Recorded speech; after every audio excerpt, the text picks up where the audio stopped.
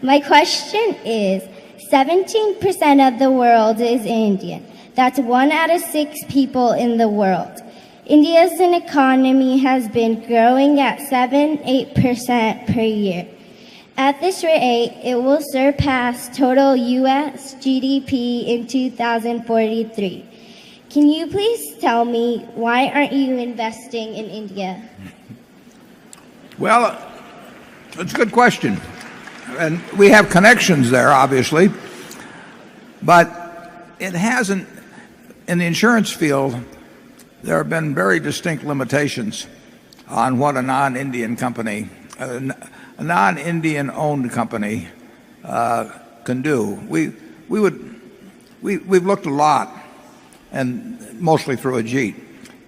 We've looked a lot at the possibility of being in the insurance business there. And actually, as of yesterday, I agreed next March to go to India, because our ISCAR business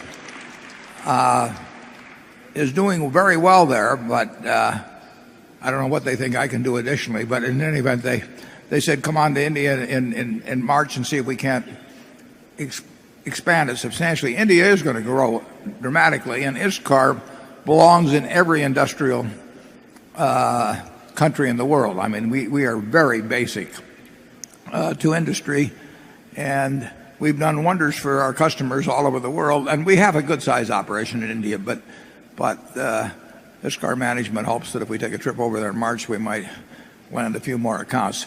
We do not rule out India, believe me, in looking at either direct investments or marketable securities. In fact, POSCO, Charlie can describe the POSCO situation better than I am, but they have big plans for India. Charlie? Yeah, the one trouble that India presents is that its governments tend to have a fair amount of paralysis, endless due process, endless objection, zoning is hard, planning permissions are hard, etc. And that has caused the very wise founder of modern Singapore to say that China is going to grow much faster than India because their government causes less paralysis. So these countries are different in the opportunities they present. Of course, we like India, and we kind of admire the democracy that causes the paralysis, but we still don't like the paralysis.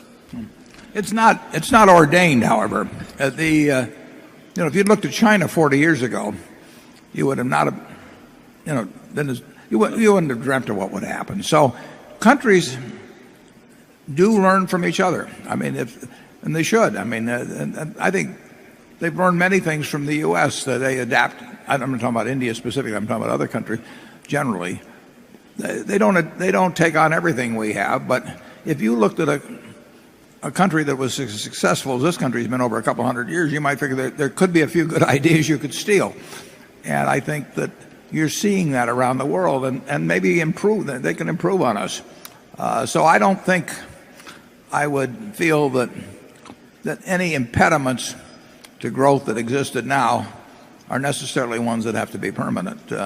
We ought to figure out a lot of ways to do business in those countries. My preference is obviously in something like insurance, which I understand, and where we've got terrific people.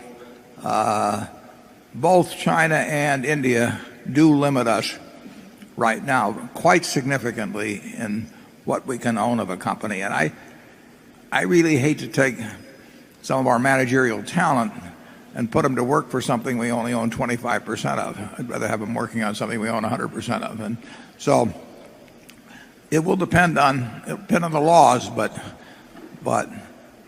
people in India are going to be living a lot better 20 years from now than they are now, as they are in China and as they are in the United States.